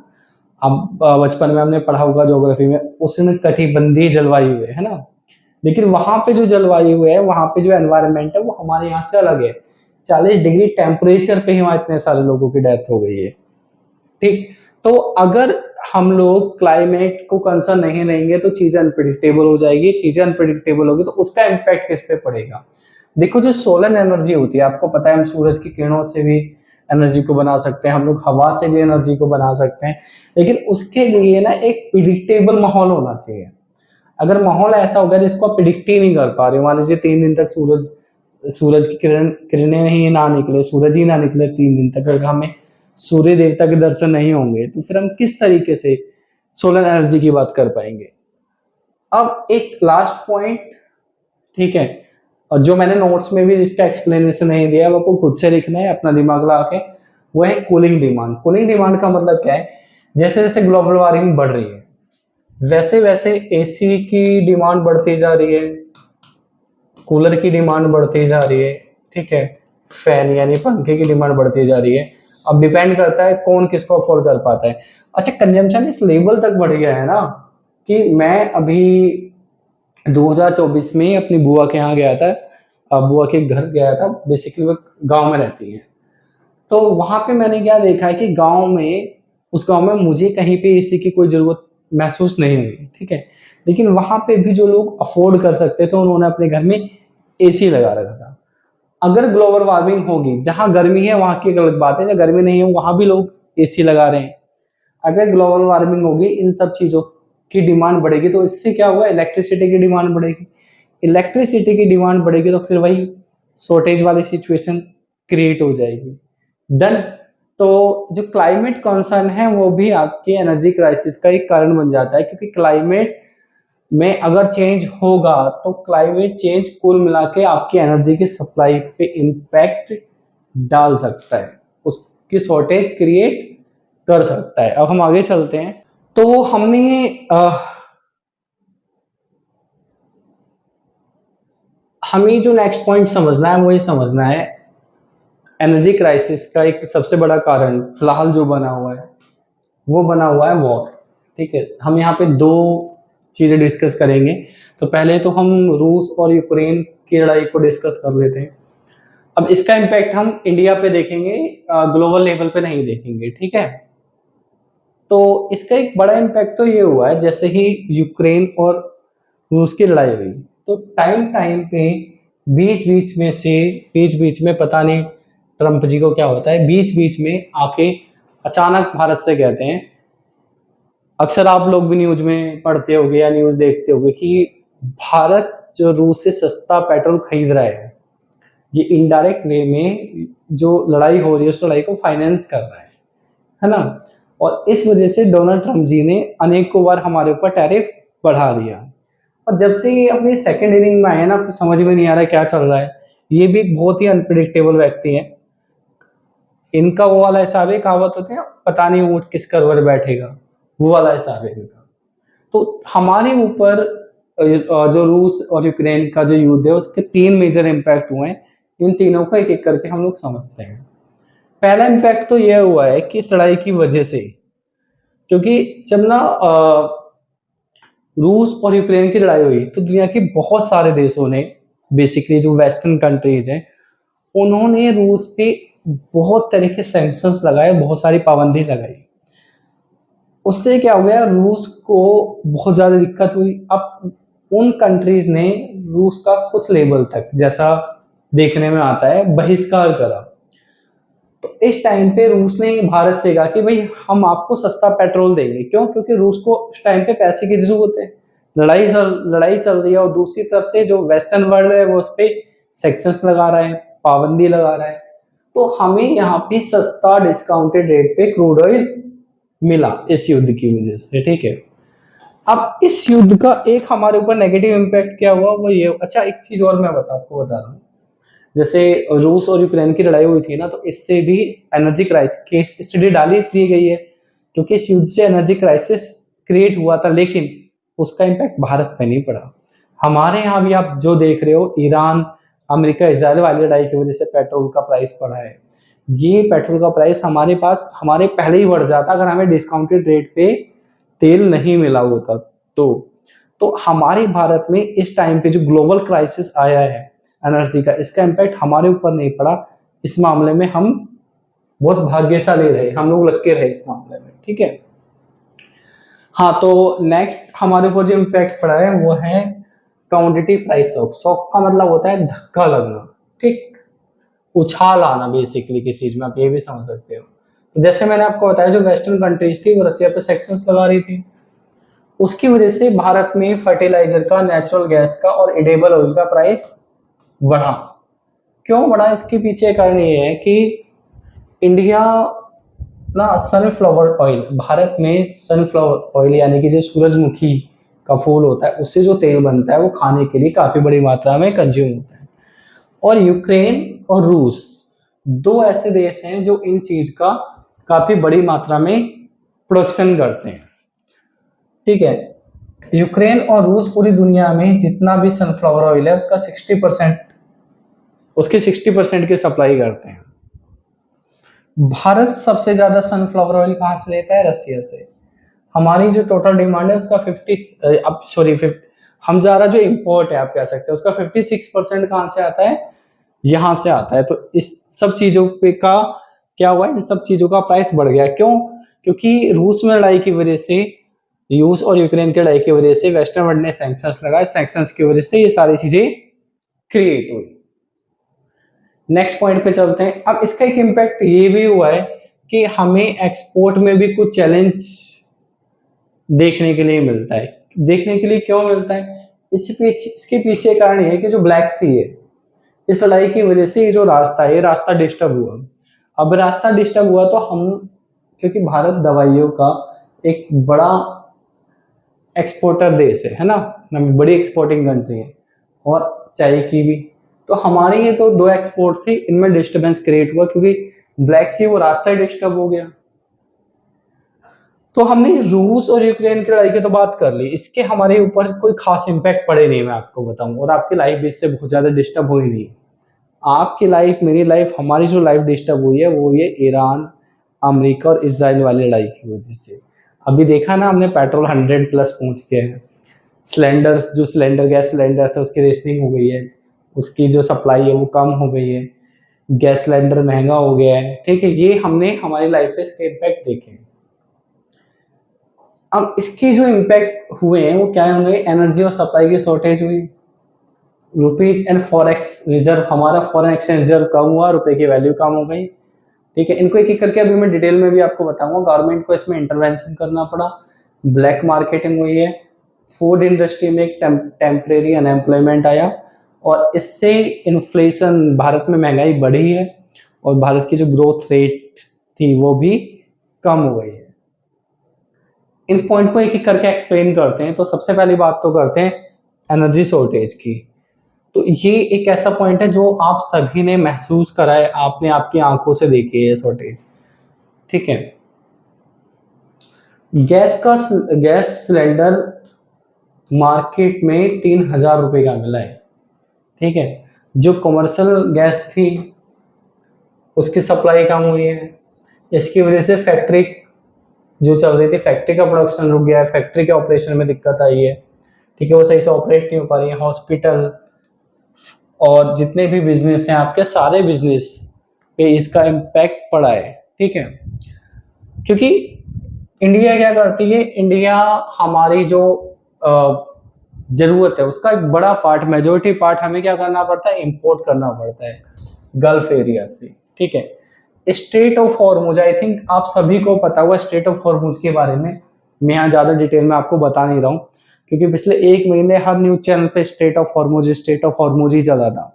अगर आपने नहीं देखा है और आप एमए इकोनॉमिक्स कर रहे हो तो बहुत दुर्भाग्य की बात है, आप बिल्कुल भी अपडेट नहीं रहते हो। इतना अपडेट आपको रहना पड़ेगा आपके एग्जाम देने के लिए। हर एक शिक्षित युवा को न्यूज देखनी चाहिए। बाकी मैं सजेस्ट ये करूंगा, क्योंकि अब पढ़ने की आदत धीरे धीरे खत्म हो गई है, कि आप न्यूज देखने की जगह न्यूज़पेपर पढ़िए, क्योंकि आजकल न्यूज देखने से भी ब्रेन वॉश हो रहा है। आप या तो इस पार्टी के भक्त बन जाओगे या फिर आप इस पार्टी के भक्त बन जाओगे। इससे बेटर है कि आप न्यूज़पेपर पढ़िए। मैंने ये देखा, न्यूज़पेपर पढ़ना न्यूज देखने से ज्यादा बेटर है। कोई भी न्यूज चैनल है, वो न्यूज चैनल आज के डेट में हमें पोल्यूटेड ही कर रहा है। नेक्स्ट पॉइंट की तरफ चलते हैं। नेक्स्ट पॉइंट ये है कि इस टाइम पे जो रुपी है उसकी वैल्यू कम हो गई है। भारत में फॉरेन एक्सचेंज रिजर्व कम हो गया है, क्योंकि हमें महंगा पेट्रोल खरीदने के लिए भारत ज्यादा डॉलर देना पड़ रहा है। नेक्स्ट ये है कि सरकार को इस सब चीजों की वजह से सरकार को इंटरवेंशन करना पड़ा। जैसे मैंने कहा था, सरकार को बाद मैक्रो इकोनॉमिस्ट लोगों को पॉलिसी बनानी होती है, तो सरकार ने क्या करा, सरकार ने एक तो ये कर दिया, रेशनिंग कर दी डोमेस्टिक और कमर्शियल एलपीजी सप्लाई की, कि भाई पहले आपको जितने दिन में सिलेंडर मिलता था उससे ज्यादा दिन में मिलेगा। ठीक है। यहाँ पे एक बड़ी खतरनाक चीज देखने को मिली, और बड़ी खतरनाक भी मैं कहूंगा कि बिल्कुल अमानवीय चीज देखने को मिली। तो वो अमानवीय चीज क्या थी, अभी मैं आपके साथ आगे डिस्कस करूंगा, फिलहाल ये समझ लेते। तो सरकार से क्या करी, रेशनिंग कर दी। रेशनिंग का मतलब लिमिट लगाना, कि आपको इससे ज्यादा गैस नहीं मिलेगी। और जो आपके रिफाइनरी आउटपुट थे इसको रीएलोकेट करा, और हमें जो एनर्जी सप्लाई के लिए सरकार ने अल्टरनेट सोर्सेज को ढूंढना, एक्सप्लोर करना स्टार्ट करा। ये सरकार ने करा, ये सरकार के काम थे। ठीक है, सरकार का इंटरवेंशन था। जो मैं बता रहा था, बड़ी अमानवीय घटना देखने को मिली मेरे को, वो ये मिली ब्लैक मार्केटिंग वाली। कि आमतौर पे हम लोग ये कहते हैं कि सरकार चोर है ना, हम लोग, मैं भी कहता हूँ। लेकिन आपने देखा यहाँ पे इस टाइम पे आम आदमी भी चोर बन गया था। 300 रुपए किलो 300 रुपए किलो के हिसाब से गैस की ब्लैक मार्केटिंग हो रही थी। आम आदमी की चोरी का मैं एग्जांपल देता हूँ। मैंने कई लोगों को देखे जिनको मैं पर्सनली जानता हूँ। एक छोटी सी फैमिली है, 2 लोग फैमिली में हैं। ठीक है, एक छोटा बच्चा है, और इनका गैस का सिलेंडर ऑन एन एवरेज 2 से 3 महीने चल जाता है। क्योंकि मैं बात करता हूँ, मुझे पता है। ठीक है, ऐसा आप भी पूछ लेते हो ना, इस बार तुम्हारे गैस का सिलेंडर कितने महीने चल गया है, इस बार बिजली का बिल कितना है, इतना, इस बार पानी का बिल कितना है, तो बात होती है। तो मुझे पता है कि कुछ ऐसे लोग हैं जिनका गैस का सिलेंडर 2 से 3 महीने चलता है। तो 3 महीने में क्या हुआ, इनको 3 सिलेंडर मिले। पहला सिलेंडर, दूसरा सिलेंडर, तीसरा सिलेंडर। ठीक है, ये लोग क्या कर सकते थे, इनके अड़ोस पड़ोस में जो बेचारा गरीब मजदूर आदमी रहता था, डेली वेजेस पे काम कर रहा है, उसको कभी काम मिल रहा है, कभी काम नहीं मिल रहा है। ठीक है, या कोई ठेली चलाने वाला है, रिक्शा चलाने वाला है, बैटरी रिक्शा चलाने वाला आदमी है, उसी किसी से कहता है, यार मेरे को 3 सिलेंडर मिल गए, मेरा तो एक ही कंज्यूम होगा, एक काम कर, एक सिलेंडर तू ले ले, जितने का मुझे मिला है। मुझे एक्चुअली पता नहीं अभी सिलेंडर का प्राइस क्या है। ठीक है, मैं इन सब चीजों के लिए पे नहीं करता हूँ, तो मुझे थोड़ा भी याद भी नहीं है। तो जितने का भी मुझे मिला है, चल तू एक काम कर, 50 से 100 रुपए एक्स्ट्रा दे दे, या उतने का तू ले ले। एक सिलेंडर ये खुद रख लेता, एक बेचारे किसी गरीब आदमी को देता, एक दूसरे गरीब आदमी को देता। इस आम आदमी ने क्या करा, इस आम आदमी ने, जो कि सरकार को, सिस्टम को चोर बताता है, इसने 3-3 हजार रुपए के सिलेंडर बेचे। है ना। तो ब्लैक मार्केटिंग हुई है। अब इस ब्लैक मार्केटिंग की वजह से क्या हुआ, जो फूड इंडस्ट्री थी, हमारे घर के आसपास कई छोटे छोटे रेस्टोरेंट मैंने देखे वो टेम्पररी लेवल पे बंद हो गए, यानी वो लोग बेचारे बेरोजगार हो गए। एक दिल्ली में जो सड़क के किनारे एक छोटा सा मोमोज का ठेला लगा रहा है, जिसपे 2 बच्चे आते हैं और 10 रुपए के 3 मोमोज खरीदते हैं। वो 300 रुपए किलो की गैस खरीद के कितने रुपए किलो, मतलब कितने रुपए, सॉरी किलो बोल रहा हूँ, कितने रुपए के मोमोज बेचेगा। तो कुछ लोगों ने कुछ हफ्ते तक अपने छोटे छोटे जो मोमोज के ठेले थे वो नहीं लगाए। जो लोग 10 रुपए की 20 रुपए के चाउमीन बेचते थे उन्होंने कुछ टाइम तक चाउमीन बेचनी बंद कर दी, यानी कुछ टाइम के लिए वो लोग बेरोजगार हो गए। और मैंने आते जाते टाइम, कई बार मैं बैटरी रिक्शे से जाता हूँ, तो मैंने खुद लोगों से सुना है कि हमें तो ऐसा लगता है कि कुछ टाइम के लिए वापस गांव जाना पड़ेगा, क्योंकि 300 रुपए किलो गैस मिल रही है। 300 रुपए किलो गैस में हम कैसे गुजारा करेंगे, हमें घर का किराया भी देना है। तो ये सिचुएशन हुई है। और इस ब्लैक मार्केटिंग में सरकार का जो लेबल है वो सबको पता है क्या है, लेकिन आम आदमी ने भी ब्लैक मार्केटिंग में कोई कसर नहीं छोड़ी। एक आम आदमी भी दूसरे आम आदमी का खून चूसने में कोई कसर छोड़ता नहीं है। आपदा में अफसर ढूंढा जाता है, जब तक ये आदमी ईमानदार है जब तक उसको बेईमानी का मौका मिल नहीं रहा है। जो नेक्स्ट इम्पैक्ट है, जो लास्ट इम्पैक्ट है, वो ये है, क्योंकि इन्फ्लेशन हुआ। अब जब किसी भी देश में इन्फ्लेशन होता है ना, तो उसके ग्रोथ रेट कम हो जाती है। ठीक है, ग्रोथ के बारे में डिटेल में डिस्कस करने के लिए आपका अलग सब्जेक्ट है MSc 104 economics of growth and development. अब इसकी वजह से क्या हुआ, इंटरनेशनल मॉनेटरी फंड ने और RBI ने, देखो इंटरनेशनल मॉनेटरी फंड, RBI और आपका रिजर्व वर्ल्ड बैंक है ना, ये कुछ ऐसे ऑर्गेनाइजेशन है जो अलग अलग कंट्रियों की ग्रोथ रेट को प्रिडिक्ट करते हैं। तो IMF ने और RBI ने, ये दोनों जो भारत की ग्रोथ रेट को प्रिडिक्ट करते थे, हमारे ग्रोथ रेट की प्रिडिक्शन बोल लीजिए या आप उसको फोरकास्टिंग बोल लीजिए, उसको कम कर दिया। यानी इनके हिसाब से महंगाई की वजह से हमारी ग्रोथ रेट अब कम होगी। तो हमारी केस स्टडी खत्म हो गई है। अब हम लोग बात करते हैं चैप्टर, हमारा जो इंट्रोडक्शन है वो कंप्लीट होने पे आ रहा है, आज की क्लास कंप्लीट होने पे आ रही है कि मैक्रो इकोनॉमिक्स क्या करती है। तो अभी तक हमने जो भी समस्याएं पढ़ी हैं, ठीक है, मैक्रो इकोनॉमिक्स इन समस्याओं के लिए इकोनॉमिस्ट लोगों को और पॉलिसी मेकर लोगों को क्या करती है, इनको गाइड करती है, जिससे अप्रोप्रिएट पॉलिसी डिजाइन कर पाए, यानी अप्रोप्रिएट पॉलिसी बना पाए। यहाँ पे एक और भी चीज है कि जो इकोनॉमिक्स एक सोशल साइंस है, तो इसकी वजह से अगर आप अलग अलग इकोनॉमिस्ट लोगों को सेम डेटा दे दो और सेम प्रॉब्लम दे दो, लेकिन ये जो पॉलिसी आपको देंगे अलग अलग देंगे, यानी अलग अलग इकोनॉमिस्ट लोगों के जो पॉइंट ऑफ व्यू होते हैं, जो पॉलिसी होती है, उनमें आपस में डिफरेंसेस पाए जाते हैं। और इस डिफरेंसेस की वजह से हमारा नया टॉपिक आता है इंट्रोडक्शन में, डिबेट ऑन मैक्रो इकोनॉमिक्स। तो मैक्रो इकोनॉमिक्स पे अलग अलग इकोनॉमिस्ट लोगों के अलग अलग पॉइंट ऑफ व्यू हैं। मोटे तौर पे इकोनॉमिक्स के मैक्रो इकोनॉमिक्स के जितने भी पॉइंट ऑफ व्यू हैं उनको हम 2 पार्ट में डिवाइड कर देते हैं। एक आपके क्लासिकल इकोनॉमिक्स, दूसरी आपके केन्जियन इकोनॉमिक्स। इस चैप्टर के अंदर हम क्लासिकल थ्योरी को पढ़ेंगे और नेक्स्ट चैप्टर में हम लोग कीन्स की थ्योरी को पढ़ेंगे। इंट्रोडक्शन में बस इतना ही था, मिलते हैं नेक्स्ट क्लास में। Till then good bye, take care.